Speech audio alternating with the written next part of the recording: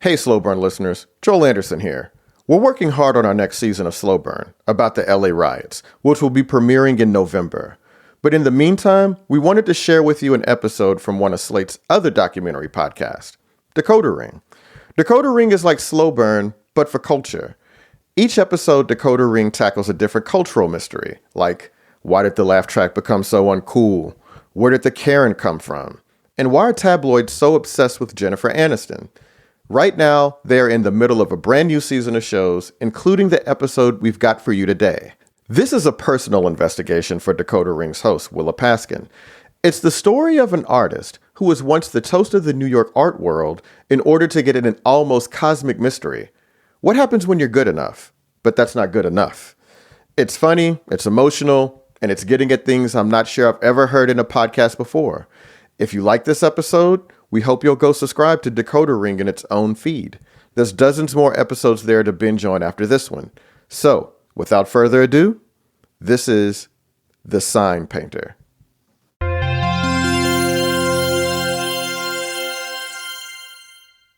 Before we start, I want to let you know that this episode contains multiple descriptions of sexual assault and a reference to suicide. Sorry, You didn't do anything I wrong. didn't do anything wrong yet. Oh, okay. My first words, I'm sorry. That's the artist Alona Granite. She's greeting me and Ben, Decoder Ring's producer, as we arrive at her studio in New York's East Village back in 2019. Are you taping me already? Apparently a rule of recording is you're supposed to tape like The before you entranceway? add the whole thing. Alona's lived and worked here since 1982. When she moved in, she was in her 30s, a performance artist, a sign painter, and a part of what everyone called the downtown scene. I just walked by Moishes again, you know? The babka's there. And the chocolate, these long cigars, I'm like, you could die. I think if you saw her today, a very petite woman strolling down 2nd Avenue in blue suede booties, her white hair piled atop her head, walking her very slight Italian greyhound, you'd think, New York character. And you'd be right. I've known her my whole life. She's one of my mother's oldest friends. Okay. So, Show us around? yeah. But I thought I'd go like in order of the signs. You know, Her studio is jammed with decades of work, in stacks and piles and milk crates. There's a bank of windows on one wall and a huge pale blue painting with small ghostly figures on it on another. But most of Alona's work is not paintings on canvas. It's signs, graphic images painted onto metal. But this one is from a series, men who were acting poorly towards women. So they were actually about sexual harassment. Right now, she's showing us a light pink square street sign with black trim and black letters and 3 figures on it. First on the left is an incredibly strong silhouette of a very powerful man.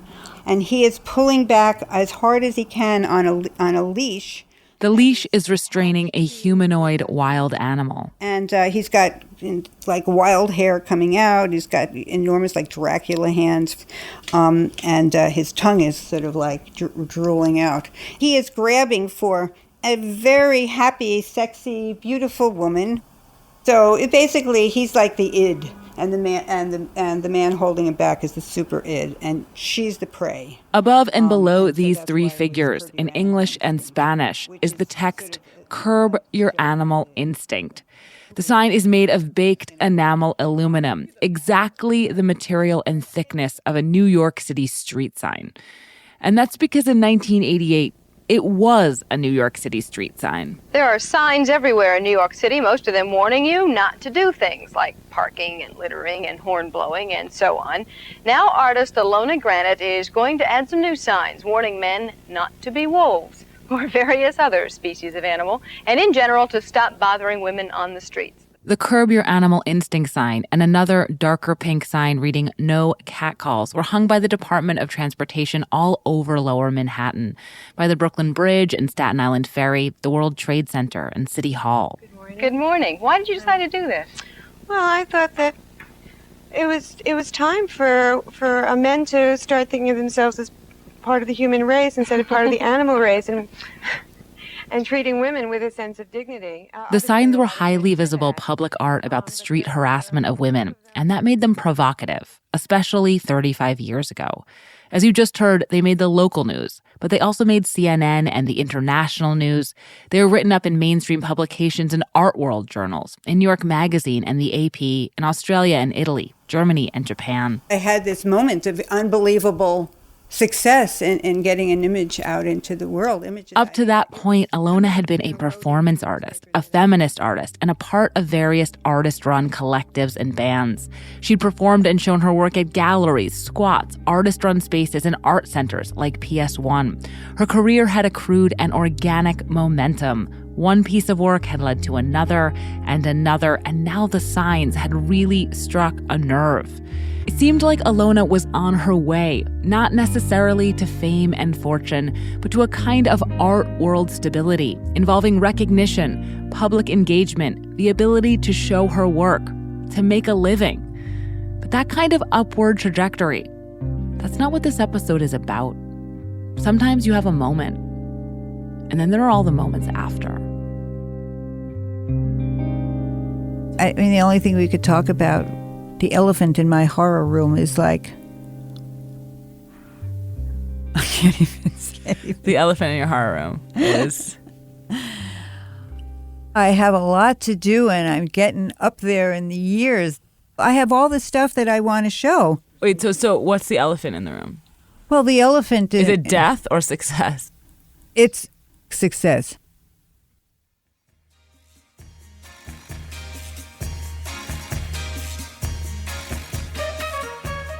This is Decodering, a show about cracking cultural mysteries. I'm Willa Paskin. Today's episode is about an artist that most people have never heard of and what happened to her. As such, it's a little different than usual. It's not about a cultural mystery that you or anyone else has been wondering about. Just me. But I've been wondering about Ilona for years. So back in 2019, I interviewed her a number of times for an episode. And then I chickened out of making it. Not because I didn't think there was anything there, but because I was worried about talking about what was there. And what's there is the flip side of a story we all know, the story of making it, of struggling, following your muse, finding your voice, and then success. That story, that myth, it's the primary one we hear about artists, because if we're hearing about them, chances are they've succeeded, even if it's after years of trying. Even if it's after they've died. So that's what we're looking at today. Not the familiar myth of making it, but the mystery of not making it. What happens to an artist, to anyone, when they're good enough, but that's not enough? So today, on Decodering, that question and an introduction of sorts. Why don't you know the artist, Ilona Granit?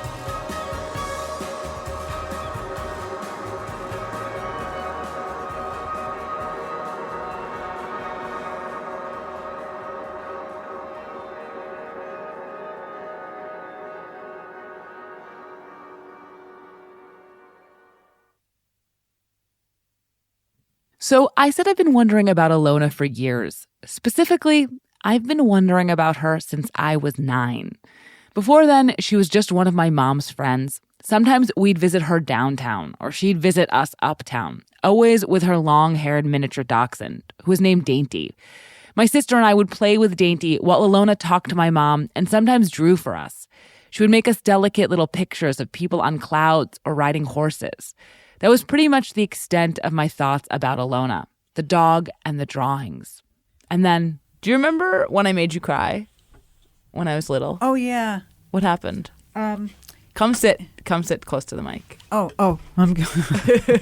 You and your sister were like, I made these, we were on the porch. And it turns out she didn't quite remember what had happened, but I did.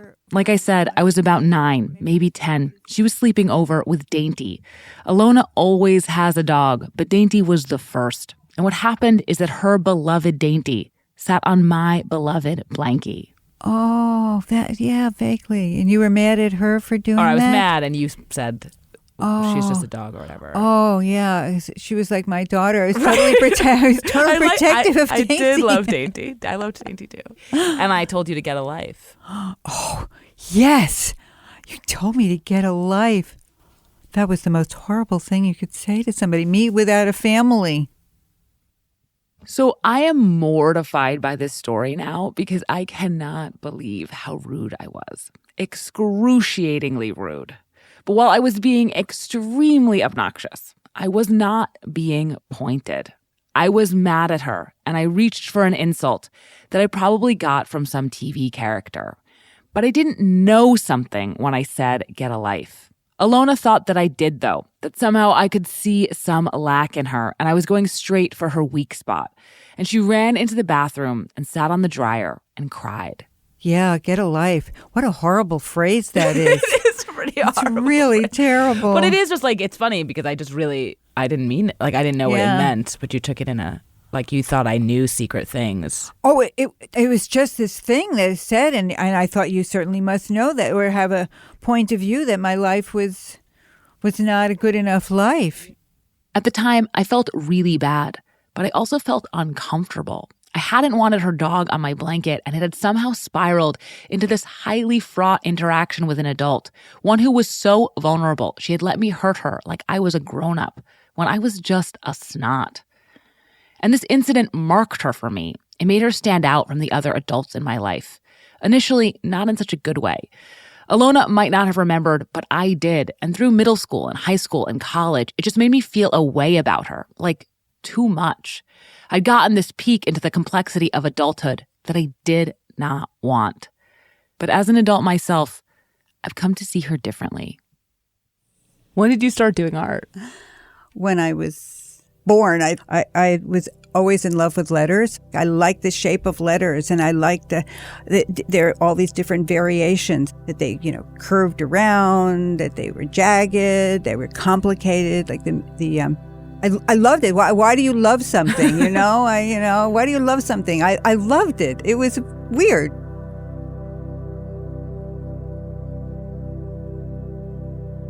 Alona was born in Sheepshead Bay in Brooklyn and moved out to Long Island when she was 6. Her father was a design engineer for nuclear projects, and her mother was a bookkeeper. She was an energetic kid, a performer. She danced, she sang, she designed clothes for her dolls. She loved horses and horseback riding. She wanted to be an artist, an actress, a ballerina, a cowgirl. There was no sadness in my house. We were a jolly family. So, you could have been intensely depressed, but nobody would have had words for it or talked about it or acknowledged it. I thought I had a happy childhood. I went to this fabulous summer camp. I had a gazillion boyfriends. I went through them all. You had a gazillion boyfriends? Yeah. I think with my early childhood development, I became very interested in boys. Alona is referring to something that happened to her soon after her family moved out to Long Island. I was a little girl, somewhere between 6 and 8. Our next door neighbor, he was like 14. He was sort of a tough guy. He decided to play strip poker, which is quite a con game. He put himself on the bed, and then he had me on top of him, sort of as, masturbating him. I had no idea what was going on. It happened a couple of times, and Alona never told anybody about it.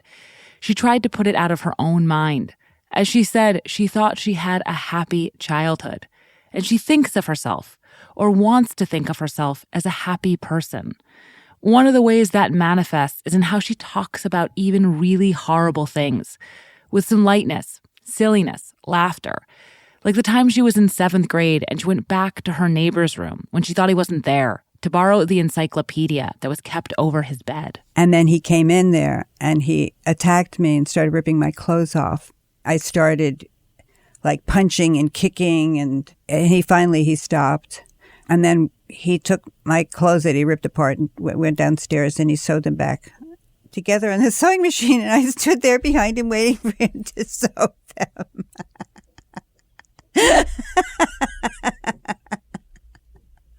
Then I went back home, never to say a word to anybody about that. It's kind of funny, obviously it took a lot to get through his head that I really wasn't interested. And I accepted that he was going to go down there and sew them, which is cute that he knew how to sew, this big bully. I never thought it was a big deal. And, it was sort of my neighbor. It happened. It was over. I didn't think it had anything to do with my life. Right. But that, I think, had an enormous amount to do with my life. She didn't know that then, though. She boxed up what had happened and thought it worked. She liked high school. She was popular. She had a lot of friends. She had a good time. By the time she was ready for college, she knew she wanted to be an artist. She enrolled at the Tyler School of Art, a part of Temple University that was outside of Philadelphia. I remember thinking, I have to become much more than I am because I have just been a playgirl. I thought, now I'm in art school, I'm paying attention. She arrived at school with a lot of skill and talent for someone her age. She could really draw. She understood shading and perspective. She had a beautiful line. She was also intense about her work and a perfectionist. And Tyler, in the late 1960s, was demanding and intense too, but also cold and quiet. Alona was brimming with theoretical and technical questions she didn't feel she could ask. For her junior year, she studied abroad in Italy, where, among other things, she met my mom, Pamela Hort. She was sitting across from me at the table, and I really didn't know anyone. I hadn't really found my friend or the person who was in, and she was across the way, and she was hilarious and charming. And I just thought, oh, she's the one I'm going to be friends with. I found her. And even as Alona was having adventures and a love affair, listening to the news about Vietnam in the studio and dancing around in her room to the Doors, she was increasingly anxious, consumed by formal questions about some of her first adult paintings. She was so worked up that, in her words, she started disintegrating, even more so after she returned to the States. By that time, actually, I had spent half of my junior year thinking about how to kill myself. Mm-hmm. Just kind of mind-boggling, you know? I mean, it's really sad. Although I've never really expressed this like this. And I couldn't tell anybody because I was too isolated in my mind. I just took as many pills as I could find. My mother was actually visiting the weekend right before this happened. I thought we had a delightful weekend, and that's when she made her suicide attempt right after I left, which freaked me out because I had no idea that she was suicidal. It was very scary, and I was I'm getting teary here. You know, it was really painful that I didn't know. Yeah. It was really upsetting. I wasn't reading her despair correctly. But, I mean, I just saw her as this pal, this charming, appealing, talented. It was terrible. Alona was hospitalized briefly and then went home for the rest of the school year. She went to therapy. She joined a group. She took some art classes where people chatted. She started singing to herself on the street late at night like she had when she was a kid. And all of these things helped. Her depression abated. She slipped back into a happier version of herself. After undergraduate school and stuff, I became sort of like a cheerful person, and you know, was having fun and, you know, played with the artwork. It was now the 1970s, and as Alona's 20s unfolded, 3 events in particular would set the course of her life and work. The first is that she became a sign painter. Right after college, she went up to Boston, where my mom was, to live for a bit. She got her own studio space and a very unstable boyfriend, and to make money, she got a gig at a marina, hand-lettering the name on the back and sides of boats, often yachts. She would go on to do some America's Cup boats. The work could be exhausting, hanging off boats every day, sunrise to sunset in all weather. It involved a lot of technique and skill, like drawing intricate letters freehand on open water. But by doing it, she taught herself a trade, sign painting, that she liked. She was her own boss, and it turned her love of letters into a living. The second thing that happened is that she found her voice as a performance artist. After Boston, she enrolled in graduate school at the prestigious School of the Art Institute of Chicago. Her time in Italy had made her wary of painting, so she started doing installation art, which is when you create an environment, fill a room with objects made or found, and people walk in and experience it. For one of her final projects, she put together a 5-story installation piece at a graduate school building. Friends of hers had been supposed to perform in it, but they bailed at the last minute, and she decided to do it herself. Okay, Alona, we're going to either have a nervous breakdown or we're going to be an artist at the end. We're going to be really for real. We're going to be in our body. I started running through the whole 5 floors, like reading things, singing, making things up, whatever. It was like I was free.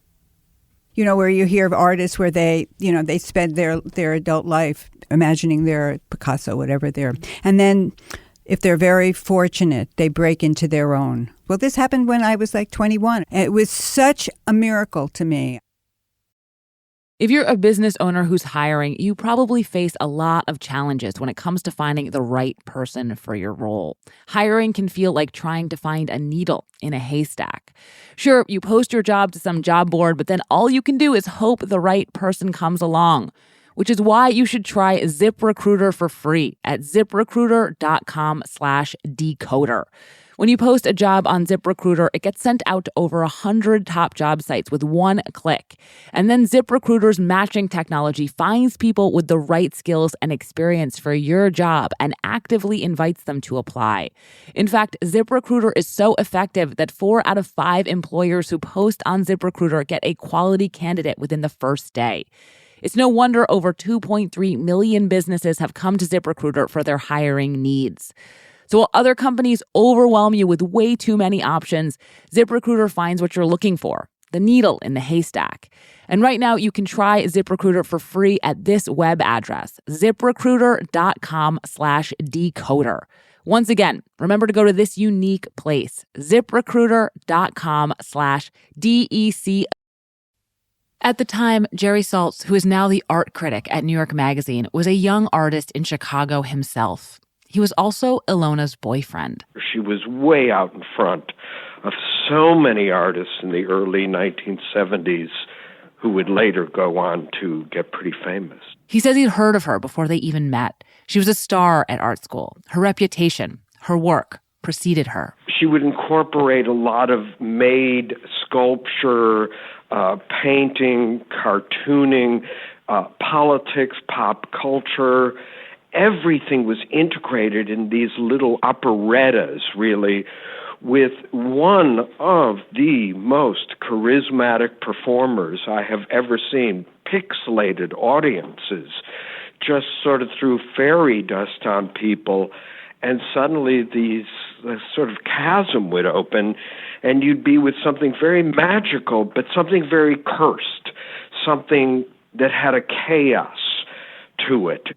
Most of her performances weren't recorded, but this is a clip from one of the rare ones that was. I mean, if she would have known my history, she would have thought I was even worse of a lowlife. 4 times gone. 4 times gone. That's from a piece Ilona calls her rape performance, which brings us to the third thing that determined the course of Ilona's life and work. In a few short years after graduate school, when Ilona moved to New York, part of a cohort of artists and musicians settling in the rough old industrial neighborhoods of Soho, Tribeca, and the Lower East Side, Ilona was raped 4 separate times. It was at night. It was winter. I was on the subway. I walked a few blocks to my house. So I was opening the gate, and there was this voice from behind. And we had a gun on me in my back. My first one, I thought, well, bad things happen to people all the time. This is my first bad thing. So grow up. Ilona remembers each of these experiences, and she talks about them all in her way. She laughs sometimes, but not to play down what happened to her. The second time, I was lettering boats by this time at this marina in Boston, and this one person had not paid me. I had to hitch there because I didn't have any money to get from New York to Boston to get the money. So there was no car, nobody was stopping, and finally a truck stopped. So I thought, oh well, okay. He raped me. He took out a knife, and I thought, oh, it's the knife. It's finally arrived. This is intolerable. So I pretended that I had an epileptic fit, which he didn't really buy it. And it was really rough to sort of pretend you're having a seizure, while you're sort of terrified, The third time, somebody came in through my window. I went to sleep and I woke up screaming. I had no idea why I was screaming. With hearing this man say, "If you don't stop screaming, I'm going to kill you." And he had a mask on and a steel pipe. The finale, he then wanted to date me. He asked me if I would go out with him.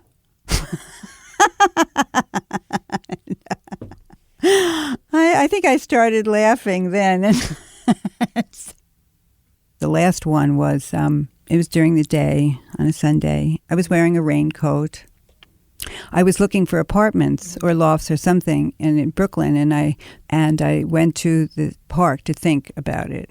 And there weren't that many people in the park, and this young, sort of cute man came over. He was carrying a tennis racket, and he was wearing like a green and white striped T-shirt, and he looked perfectly. He asked me for directions, and then he pulled out a gun and he told me to keep walking.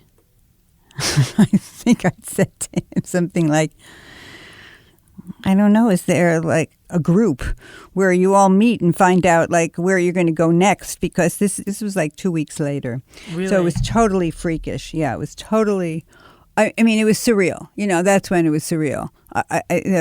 Really. This is really nutty.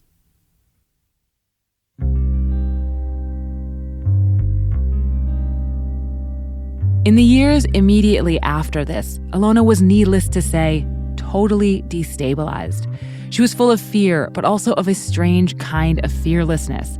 Scared to walk down the street, petrified it would happen again, but also, in her words, a little wild, full of the perverse invincibility that comes when the worst things have already happened to you. Her experiences immediately entered her work. Part of my mantra was, lucky I'm not the rapist, because how terrible to be that person who is that disturbed and that ugly inside, that angry or just twisted. I had been through my own horrors already. I thought that in certain ways, by my, the childhood experiences, I was a fighter. I wasn't going to be turned into a puddle. That was like so awful.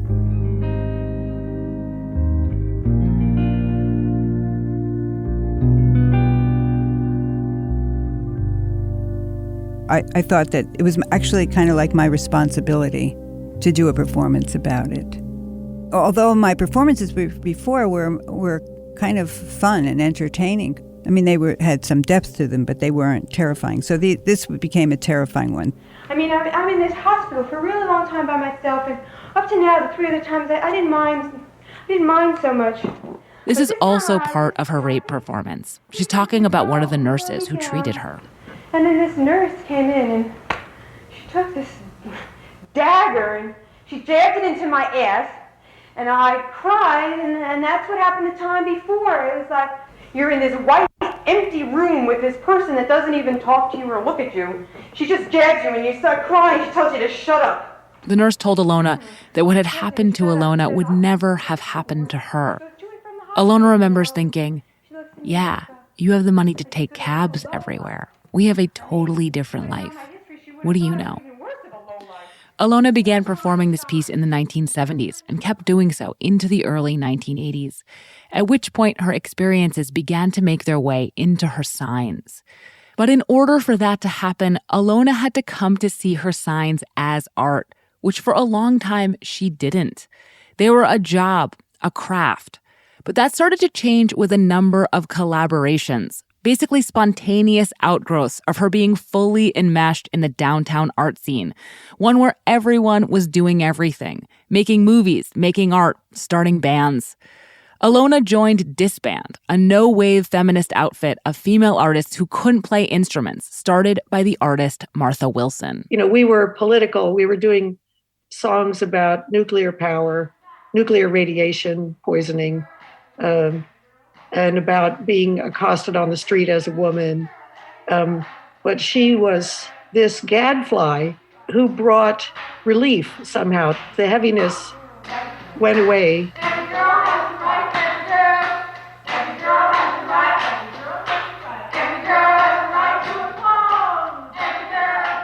One of the other members of Disband was Ingrid Sishi, who was then the wunderkind editor of Art Forum. She would go on to edit Andy Warhol's Interview magazine for 20 years. She asked Alona to do some signs for a show she was putting together. Meanwhile, Alona was also loosely connected to Collab, a downtown activist artist collective. She participated and formed in their group exhibitions, some of which were staged in squats. In my head, no matter what they told me, no matter there was nobody that told me nothing out there in the lands of nothingness, what could I think of but my love and the hopes of the future? The artist Jenny Holzer was also affiliated with Collab, and she asked Alona to collaborate with her on some pieces. Sometimes she would go from lettering yachts, one of her other occupations, and then come to me to work on these paintings. Holzer's work involved slogans and aphorisms, and in one collaboration, Alona lettered Holzer's text onto images by the graffiti artist Lady Pink. Phrases like, "I am not free because I can be exploded anytime," and "Don't shoot civilians." At moments, we would choose sans serif, very matter-of-fact letters. Other times, she would do her patented, wonderful fluid script. Things started to snowball. Alona's work was in a number of gallery shows, including one at PS1. She was getting more requests to make signs for other artists, including a set of signs for an avant-garde theater that were so large there was more to think about than just the letters. I thought, wow, this is like painting. This is so interesting. This is fun. For the first time since college, she really wanted to make aesthetic decisions about what she calls her flat art again. So she began making signs to go in her own performance pieces, specifically one called "Is It Work or Is It War, or Are We All Just Waiting for the Good Fairy?" about global instability, nuclear war, economic injustice. In this version, made specifically for video, she's wearing a black shirt and skinny tie and sitting at a desk when she pulls out a rectangular sign. It's all black with 3 blocky white figures on it, 1 adult and 2 children, all holding up missiles. It reads, "Missiles for Minors." This is instead what I have to keep under here, these little signs that I make. That's not going to pay $1,000 so I can get a pony. It's not going to pay $1,000 so I can get a car. It's not going to pay for anything. It's not going to even pay for more missiles. It's not going to pay for more babies. It could pay for more signs. That's true. She would give the signs out at the end of her shows, as well as handing them out in Midtown so people could display them in public, on buses and subways. And then Alona noticed a sign on the subway herself, an advertisement for the 1981 James Bond movie, "For Your Eyes Only." All you see is these long legs with nothing on them and maybe high heels. And maybe 007 is somewhere. I don't know. I just remember that and thinking it was so provocative, and it was so a bunch of legs and a vagina. She found it so disturbing, she brought it up at the end of one of the rape performances. I asked them if anybody was a designer out there, would they please make some signs that addressed rape? To design something like that it just seemed way above my ability. And then I finally realized that I really wanted to figure this out, that it was like a challenge to me, and it was healing, and it felt really important. So in 1982, she started trying to make signs that addressed rape herself.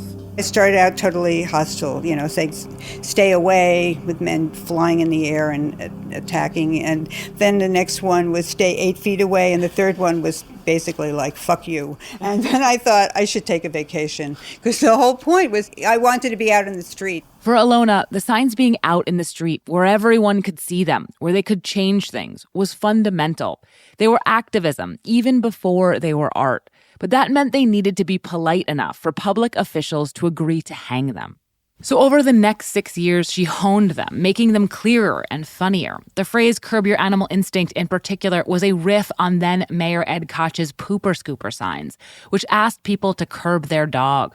Alona was asking men to curb their verbal excrement, a cheeky way of giving the signs authority, making them look like they belonged. Her strategy worked better than she could have hoped. The Department of Transportation agreed to hang Alona's signs in neighborhoods where the local community boards okayed it.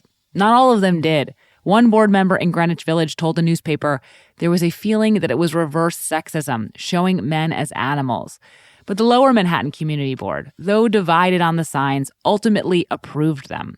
Not everyone was thrilled. When we put them up in Wall Street, it was lunchtime. Yeah, total traffic jam down Wall Street. They slipped my tires on my beautiful old Mercury Montclair. Some man in a suit who's screaming out that we should just go back to the kitchen if we don't want to attend. It was all these caricatures. And then this little guy rips it down, steals the sign, then runs into the Wall Street building that they're building and holds it up like he's won. He's holding the sign up. He's so proud. And everybody's cheering. It is demented. Wendy Alsop, a co-founder of the gallery PPOW, remembers the hostility too. There was anger from the men on the street seeing these signs going up. Literal, scary, threatening anger. PPOW, which was then located in the East Village, had just begun to represent Alona around the time the signs were going up. What she was doing for feminism was way ahead of her time, and it really resounded. She definitely hit a nerve, and there was success, and she got press, and we sold them. They were inexpensive, like $750, but still, she had sales, she had press, she was, making political actions that had meaning. She had something to build on for sure. And over the next couple of years, she did.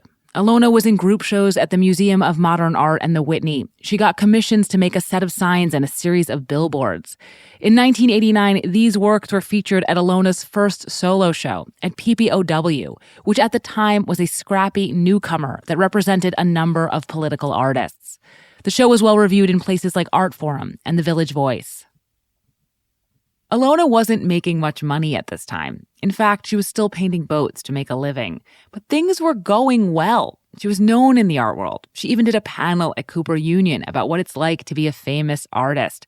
And moreover, her work was out there. Alona's priorities are right there in her medium. She makes signs. They are for people to see. And people were seeing them. For Alona, getting to this point had happened naturally. She'd worked really hard, but without thinking about having a gallery-based career. But now she'd slipped into one. It seemed reasonable to imagine that going forward, her professional life would continue to ascend, that there would be growing interest in her work, that she'd show in more places, get more grants, have more collectors, more name recognition, more money, maybe even enough to make a living just from her art. But that's not what happened. If this would have ended earlier, I would have been happy with my life. I would have been happy with it. I would have been proud of what I'd done. I would have enjoyed. I would have thought I did a good enough job, and I should count my lucky stars that I was fortunate. And now I don't feel that way. This episode of Decodering is brought to you by Bush's Beans. Finally, glorious summer is upon us, and that means flip-flops, sunglasses, short shorts, and good old summertime fun. And no summer meal is really complete without the classic taste of Bush's baked beans. They're the sweet, slow-cooked center of the barbecue-universe. With the sweet taste of Bush's baked beans by their side, the savory flavors of burgers and hot dogs can reach delicious new heights. Bush's baked beans are a secret family recipe of navy beans, slow-cooked with real bacon, fine brown sugar, and our signature blend of spices. They're sure to make your cookout or family get-together beautiful. If you want to learn more about Bush's baked beans, head to bushbeans.com/decoder. bushbeans.com/decoder. With MailChimp, you get a whole lot more than a URL. You get an all-in-one marketing platform to help drive sales. That means you can connect your data to make more informed, smarter decisions. And you can get powerful automation tools like the Customer Journey Builder to ensure you never miss an opportunity to turn shoppers into loyal customers. So if you're ready to integrate your marketing and boost sales, get started today at MailChimp.com/smartmarketing. MailChimp, built for growing businesses.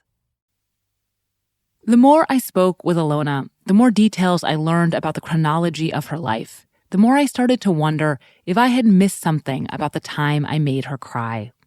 All these years, I've always thought that when I said that to her, I hadn't meant anything by it. You heard me talking about it with her. I've really thought I just as easily could have said, "Eat my shorts," or "Gag me with a spoon." But working on this piece, I started to wonder if that could really be true. I definitely didn't know I knew something, but kids pick up on lots of things they don't understand. And I was a little pitcher with big ears when I was a kid. There was nothing I liked more than sitting under the kitchen table and being quiet. and seeing what my mom and her friends would get into if they half forgot that I was there. Maybe I had heard something, a conversation, a tone of voice. The reason I wonder about this is because it's almost too much of a coincidence otherwise. When I told Alona to get a life, it was the early 1990s, right around a transitional moment in her career. It's when things started to get harder. That's why what I said provoked such a reaction, why she couldn't just brush it off as the bad behavior of a mouthy kid. Maybe for the first time, the life she was starting to see stretching out ahead of her wasn't going in the direction she wanted.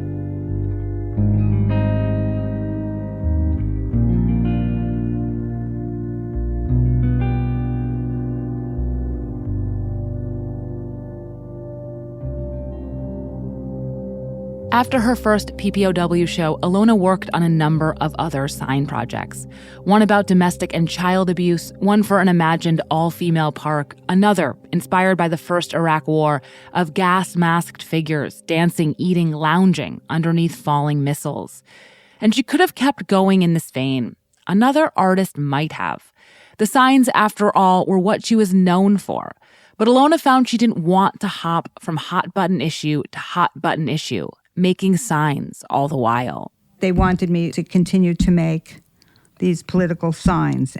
Basically, I think in some ways, I got off of my track. Jerry Saltz again. She couldn't go into production and just paint endless series.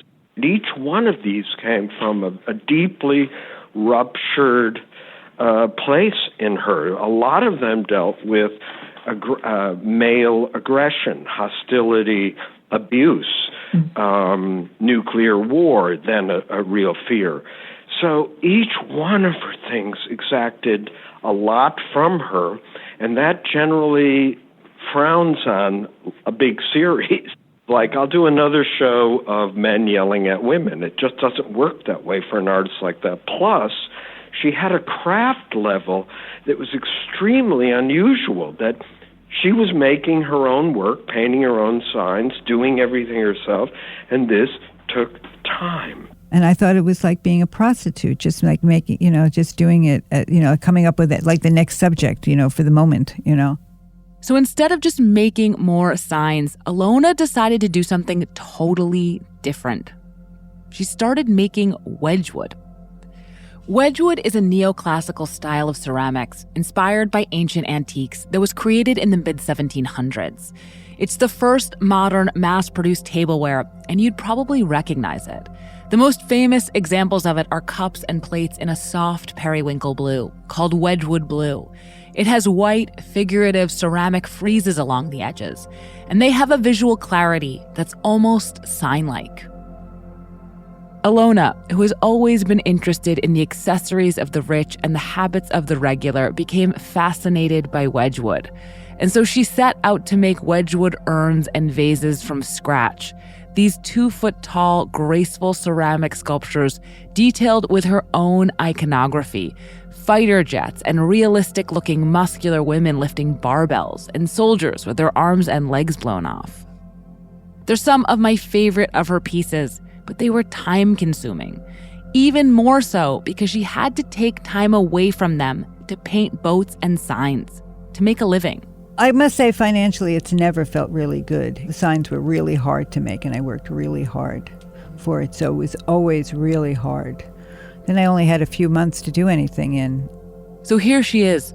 She's been working hard on good work, but it's been over a decade since her big splash. In that time, New York has gotten more expensive and the art world has gotten more professional. She's seen peers get famous, a relationship has fallen apart, and she's now a woman of middle age who's worried about money. All of this is the context of her next gallery show at PPOW in late 1998, of her Wedgwood urns and a number of related ambitious paintings. It's the culmination of almost a decade of work, and she needed it to go well. And instead, nothing much happens. It doesn't get a lot of attention. There's no sales.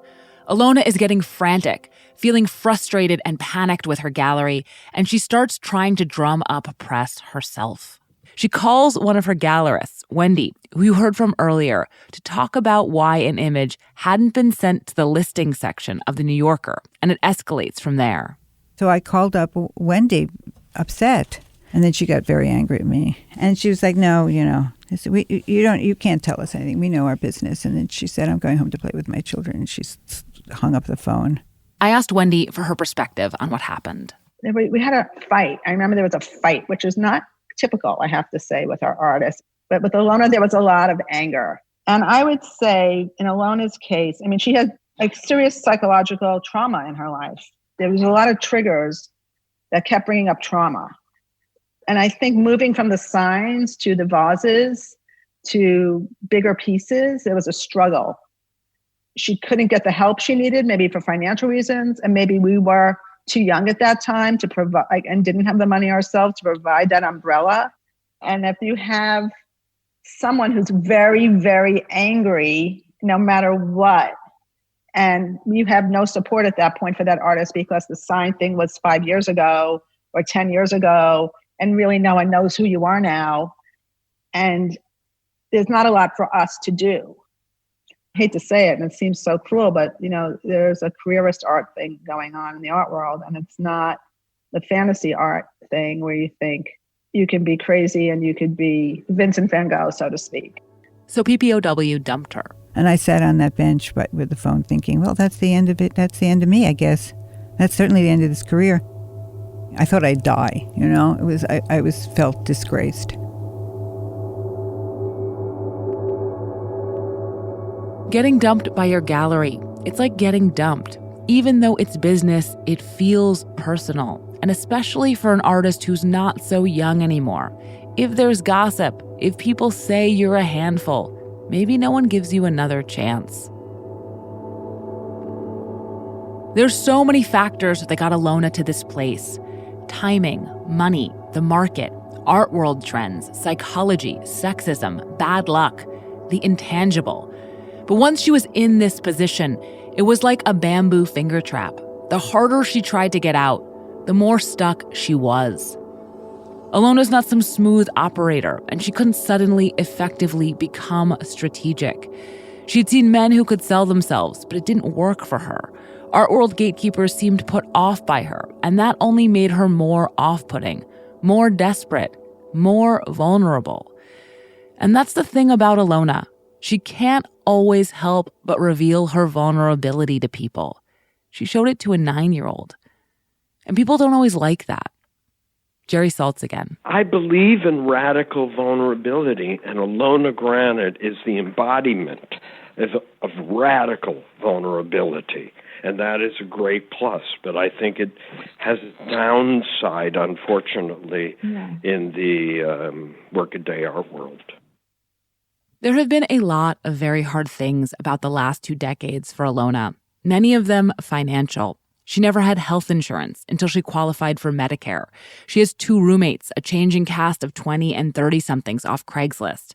She sells her work for less than it's worth, both the art and the sign painting, because she needs income. And that was before the sign painting itself started to dry up in the 2000s, as technology made it easier to use less skillful replacements. Ilona calls her financial circumstances a nightmare, but as difficult as they are, as anxious about money as she is all the time, the more painful part is her work not being seen. A lot of artists say, well, it's done. If I like it, it's done.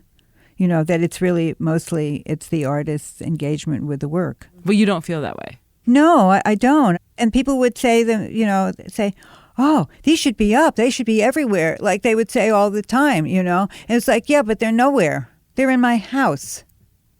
I can't bear not being able to get through the door, to get things going, to fix things, to move it along. It feels so like not being a human being. It's like a failure as a human being that you can't get what you need. It's like being a doctor. Like, you're a great doctor, but you somehow can't get any patients. Compounding this is that she's seen friends, colleagues, peers from the 70s and 80s thrive, have the kind of careers that once seemed possible for her. Jerry Saltz won a Pulitzer Prize for art criticism. Jenny Holzer is one of the rare artists who's almost a household name. Since the 2010s, Martha Wilson has been represented by PPOW, Ilona's former gallery. And that's just the people we've mentioned in this episode. There are plenty more. Pamela Hort, my mom again. I think as she aged, as her career didn't happen, it's one thing to be a struggling artist at 38. It's another thing to be a struggling artist at 58. Friends who she knew made it. She was alone. You know, I think it got harder as she aged and as her career didn't happen. And it's painful. It's painful for Ilona. Is there anything that's good about getting older? Not that I know of. I know a lot of people seem to like it a lot. They feel like they've made it. They're comfortable. They feel proud of themselves. No, I could start weeping now. I can feel the tears right behind it, but I don't really cry much anymore. I had started on this episode knowing that Ilona's life hadn't turned out how she hoped, and also knowing that she was brave. But I hadn't fully considered how exploring the first to show the second might actually make her feel. You've been thinking about this a lot, probably too much, but what do you think about your life? It's depressed me. I have never used as I told Pamela, I have never used the word depressed with me. I was raised to be this happy girl, as my mother was, and they sent me down when I was 3 years old to entertain the lady down the hallway. And that's my personality.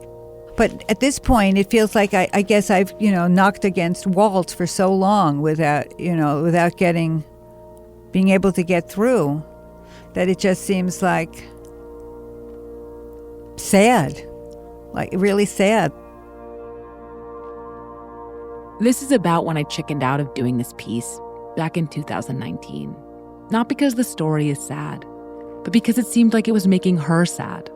30 years after I'd done it the first time, I was making her cry again. And I really didn't want to do that. So I backed out. She was gracious about it. And then I just kept thinking about it, about her, about how being an artist is like a more high-stakes version of being a person, where what it's all for and what you have to say and what you leave behind, it's all front and center. And so is how completely out of your control it all is. Artists don't get to decide if their work is valuable, if it's meaningful, if it moves people. All they get to do is make it in the face of so many material and psychological constraints and hardships. Most of us do everything we can to get whatever scrap of control we can manage. We give up our dreams and callings. We change jobs, careers. We find other things, partners, children, interests that can matter to us. But Ilona hasn't done that. She's sat with her lack of control for decades. And that's been painful and disappointing. But that's not all it's been. As hard as it is to make it, as rare, it seems to me just as hard, just as rare to keep trying so single-mindedly when you don't. Because Ilona is still trying.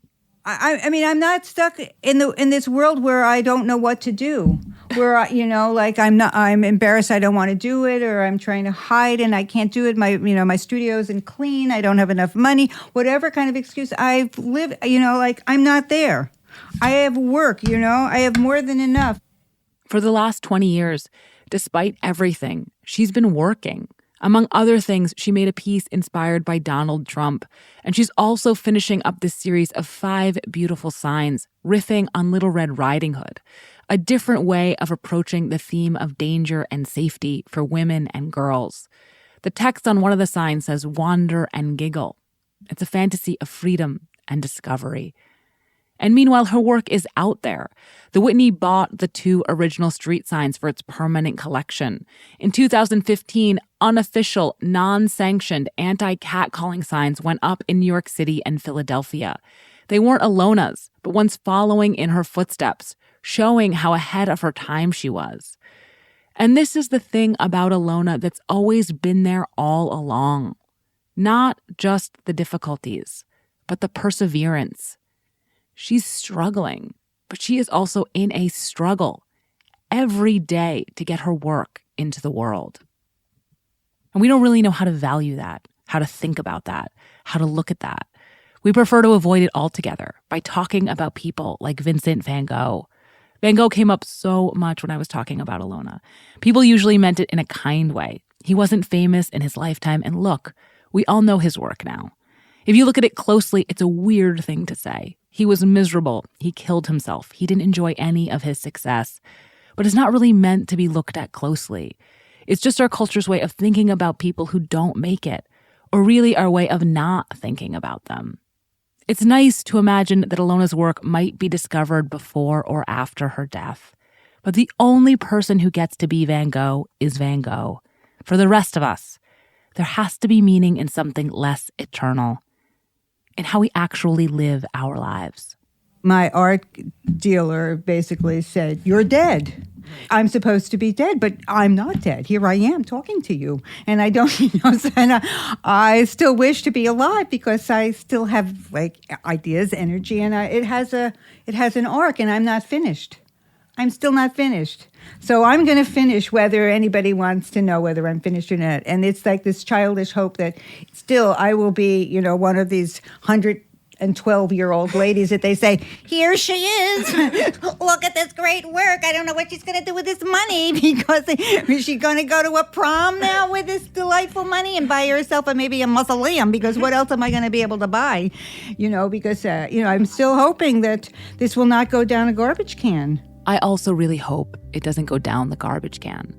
But I just have to insist, that's not all that matters.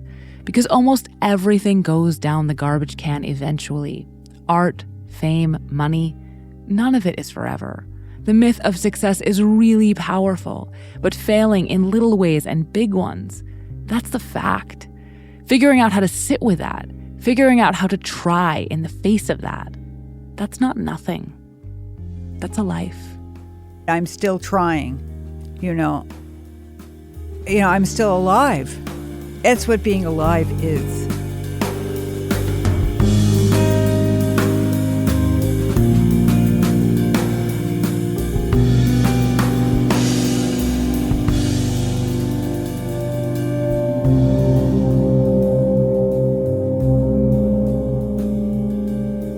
This is Decodering. I'm Willa Paskin. If you'd like to see Ilona's art, you can find it at ilona-granite.com.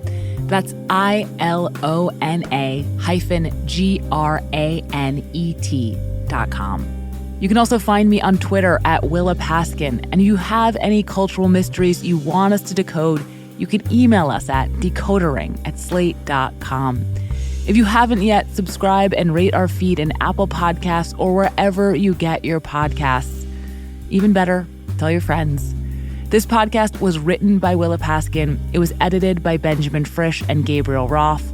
Decodering is produced by Willa Paskin and Benjamin Frisch. Cleo Levin is our research assistant. A special thanks to Jared Holt, Alicia Montgomery, June Thomas, Lucy Lepard, Marion Menaker, and everyone else who gave us help and feedback on the way. If you are already a Slate Plus member, thank you. You can listen to the entire season of Decodering right now. If you are not a Slate Plus member, we would love your support. Please sign up for Slate Plus at slate.com/decoder plus. It means a lot, and it will give you access to this whole season of Decodering.